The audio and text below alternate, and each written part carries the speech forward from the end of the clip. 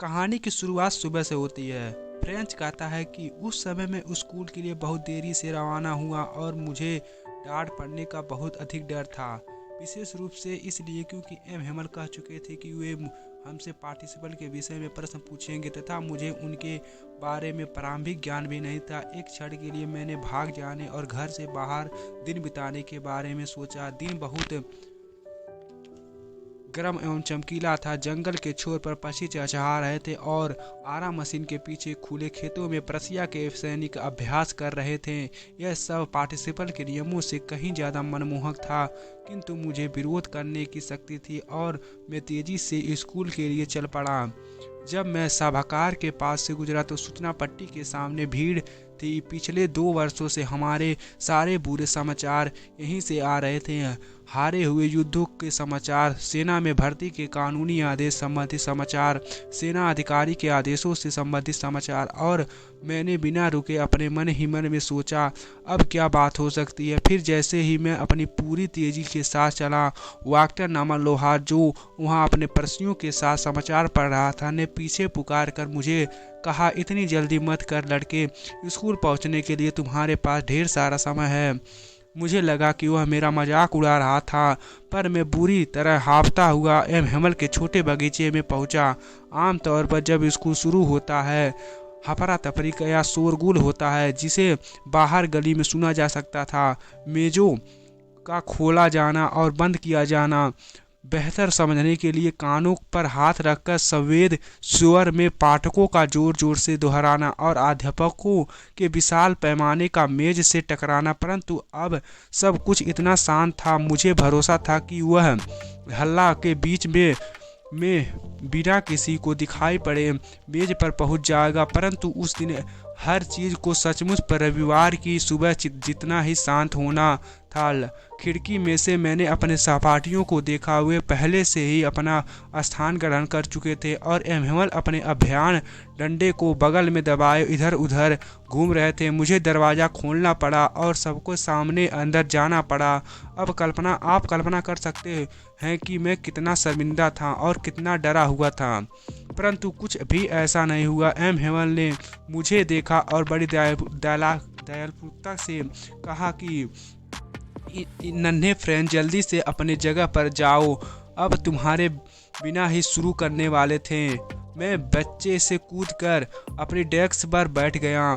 तब तक मैंने यह देखा, हमारे अध्यापक ने सुंदर हरा कोट, अपनी सलारदार शर्ट और काली छोटी सिल्क की टोपी पहनी रखी थी जिस पर कसीदाकारी की गई है और जिन्हें वह निरीक्षक तथा पुरस्कार वितरण के दिनों के अलावा कभी नहीं पहनते थे।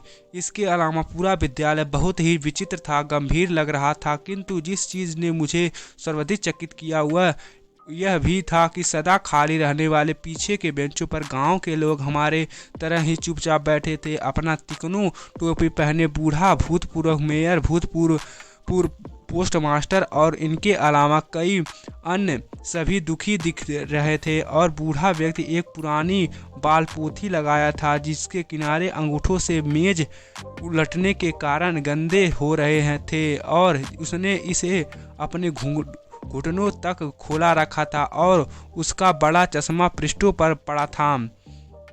जब मैं इस सब पर विचार कर ही रहा था, एम हेमल ने मेरी कुर्सी पर बैठे गए और उसी गंभीर और विनम्र अंदाज में जिसका प्रयोग उन्होंने मेरे लिए किया था बोले, मेरे बच्चों, यह अंतिम पाठ है जो मैं तुम्हें पढ़ाऊंगा।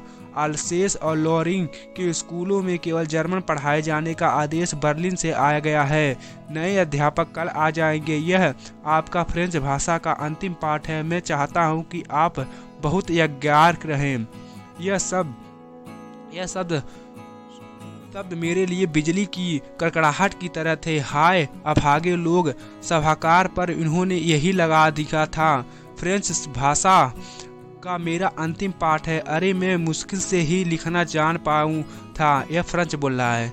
अब मैं आगे कभी नहीं सीख पाऊंगा। वहीं और उसी समय मुझे रुक जाना होगा। हाय मैं अपने पाठ याद ना करके पक्षियों के अंडे ढूंढने और सार पर फिसलने पर पर कितना दुखी हो रहा था। मेरी पुस्तकें जो थोड़ी देर पहले ले जाने में भारी और बड़ी समस्या लग रही थी, मेरे व्याकरण और संतों का इतिहास अब पुराने मित्र जैसे लग रहे थी, जिन्हें मैं त्याग नहीं सकता था। और एम हेमल के बारे में भी इस विचार ने वे जा रहे थे कि वे अब उनसे फिर कभी नहीं मिल सकूंगा। मुझे उनके डंडे के बारे में और वे कितने बदमाश थे, इस सारे सब कुछ भुला दिया जाएगा।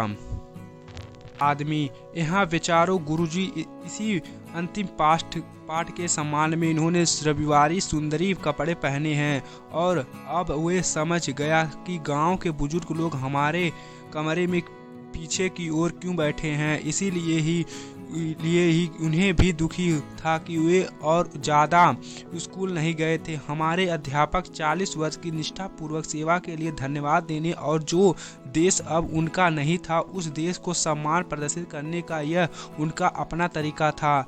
जब मैं इन्हीं सब बातों के बारे में सोच रहा था तब मैंने अपने नाम को पुकारा जाते हुए सुना। अब बोलने की मेरी बारी थी। बिना किसी गलती के पार्टिसिपल के भयानक नियमों को पूरा जोर से और स्पष्ट सुनने में समर्थ होने के लिए मैं क्या कुछ नहीं करने को तैयार था। अर्थात मैं पार्टिसिपल के कठिन नियमों को जोर से स्पष्ट रूप से बिना किसी त्रुटि के पढ़ने को बहुत इच्छुक था, किंतु मैं पहले शब्दों पर ही उलझ गया और मेज फटका कर खड़ा रह गया। मेरा दिल धड़क रहा था और मुझमें ऊपर की ओर देखने की हिम्मत नहीं थी। मैंने एम हेमल को मुझसे कहते हुए सुना, मैं तुम्हें डांटूंगा नहीं फ्रेंच, तुम्हें अवश्य ही काफ़ी बुरा महसूस हो रहा होगा। देखो ऐसा है, प्रतिदिन हमने स्वयं से कहा, अरे मेरे पास काफ़ी समय है, मैं इसे कल सीख लूँगा, और अब तुम देख रहे हो कि हम कहाँ गए हैं। हाय, आलस के साथ यही बड़ी परेशानी है, वह सीखने को कल के लिए टाल देते हैं। अब बाहर के लोगों के पास आपसे कहने का अधिकार होगा, ऐसा कैसे है? तुम फ्रांसीसी होने का नाटक भी करते हो और फिर भी तुम ना तो अपनी भाषा लिख सकते हो और ना ही बोल सकते हो, किंतु नन्हे फ्रेंच तुम ही सबसे बुरे नहीं हो। अब हम सब के पास स्वयं को दोषी देने के पर्याप्त कारण हैं। तुम्हारे माता पिता तुम्हें शिक्षा दिलवाने के प्रति पर्याप्त उत्सुक नहीं थे। वे तुम्हें किसी फार्म या आरा मशीन पर काम पर लगाना ज़्यादा पसंद करते थे ताकि थोड़ा सा अधिक धन मिल सके। और मैं भी दोषी हूँ क्या? मैंने तुम्हें पाठ सिखाने के बजाय अक्सर अपने फूलों में पानी देने के लिए नहीं भेजा है? और जब मैं मछली पकड़ने जाता था तो क्या मैंने तुम्हारी छुट्टी नहीं की थी? और फ्रांसीसी भाषा के बारे में बताते रहते हैं, ये कहते हुए कि यह संसार की सबसे सुंदर है, सर्वाधिक स्पष्ट, सर्वाधिक तर्कसंगत, और इससे हमें अपने बीच सुरक्षित रहना है और उसे कभी भी नहीं भुलाना है। क्योंकि जब किसी देश के लोग गुलाम होते हैं तो जब तक कि वे अपनी भाषा से मजबूती से बंधे रहते हैं तो यह ऐसा ही मानो उनकी जेल की चाबी उनके पास है। फिर उन्होंने व्याकरण की किताब उठाई, खोली और हमारा पाठ हमें पढ़ाकर सुनाया। मैं यह देखकर चकित था कि मुझे यह कितनी अच्छी तरह समझ आ रहा था। उन्होंने जो कुछ कहा वह बहुत अधिक सरल लग रहा था। मैं यह भी सोचता हूँ कि मैंने कभी इतने ध्यान से नहीं सुना था और उन्होंने हर चीज़ को धैर्यपूर्वक कभी इतना अधिक स्पष्ट नहीं किया था। ऐसा लग रहा था कि बेचारा जाने से पहले वह जो कुछ जानता था उस सब को हमें देना चाहता था और इस सारी जानकारी को एक ही बार में हमारे दिमाग में डाल देना चाहता था। व्याकरण के बाद हमारा लेखन पाठ हुआ। उस दिन एम हेमल के पास हमारे लिए कई कापियाँ थीं जिन पर सुंदर वक्राकार शैली के हस्तलेख में लिखा गया था, फ्रांस लासेस। वे ऐसे लग रही थी कि जैसे कि विद्यालय के उस कक्ष में सब और छोटे छोटे झंडे लहरा रहे हों जो हमारी मेजों के ऊपर छड़ों से लटका दिए हों। काश आप सभी देखते कि सभी किस तरह अपने काम में जुटे गए और सब कुछ कितना शांत था। एकमात्र ध्वनि कागज पर पेनों की रगड़ की आ रही थी। एक बार कुछ भृंग सवारा उड़कर अंदर आए गए परंतु किसी ने उन पर ध्यान भी नहीं दिया। सबसे छोटे बच्चे ने भी ध्यान नहीं दिया, जो पूरे समय मछली पकड़ने के कांटों का चित्र बनाने में लीन थे, मानो वह भी फ्रांसीसी भाषा थी। छत पर कबूतर बहुत देरी से धीरे धीरे गुटुर कर रहे थे और मैंने सोचा कि क्या वे इन्हें भी जर्मन भाषा में गाने के लिए मजबूर कर देंगे। कबूतरों को भी जब कभी मैं लिखते हुए ऊपर देखा तो मैंने एम हेमल को अपनी कुर्सी पर स्थिर बैठे हुए देखा। वे कभी किसी चीज को देखते तो कभी किसी चीज को, और जिस चीज को घूर रहे थे मानो वे अपने मस्तिष्क पे उस छोटे स्कूल कक्ष की प्रत्येक वस्तुओं को ठीक उसी तरह अंकित कर लेना चाहते थे जैसा कि वे देख ही रहे थे। जरा सोचो, 40 वर्ष से वे किसी स्थान पर थे। उनका बगीचा उनकी खिड़की के बाहर था और उनकी कक्षा उनके सामने, बिल्कुल ऐसे ही, केवल मेज पर कुर्सियां घिस घिस कर चिकनी हो गई थी। बगीचे में अखरोट के पेड़ अपेक्षाकृत लंबे हो गए थे तथा वह होपवाइन एक प्रकार की बेल जिसे उन्होंने वे स्वयं अपने हाथों से लगाया था, वह खिड़की से लिपटते हुए छत पर तक पहुंच गई थी। इस सब को छोड़ने से और ऊपर छत पर सामान को अपने संदूकों में पैकिंग करते हुए अपनी बहन के चलने की आवाज़ सुनकर इस बेचारे अध्यापक का दिल किस तरह टूट रहा होगा, क्योंकि अगले दिन ही उन्हें देश छोड़कर जाना था। किंतु उनमें से हर पाठ को बिल्कुल अंत तक सुनने का साहस था। लेखन के पश्चात हमारा इतिहास का पाठ हुआ और फिर छोटे बच्चों ने जोर जोर से अपने बा वी वे ओ बू बोले। कमरे के पिछले छोर पर बूढ़े हाउसर ने अपना चश्मा पहन लिया था। अपनी पुस्तक को दोनों हाथों में पकड़कर वह उनके साथ बा वी भी आद बोल रहा था। आप देख सकते हैं कि वह भी रो रहा था। भावुकता सा उसकी आवाज़ काँप रही थी और उसे सुनना इतना हास्यास्पद था कि अब हम सब हंसना और रोना चाहते थे। ओह, यह अंतिम पाठ मुझे इतनी अच्छी तरह याद है। अचानक चर्च की घंटी ने 12 बजाई और फिर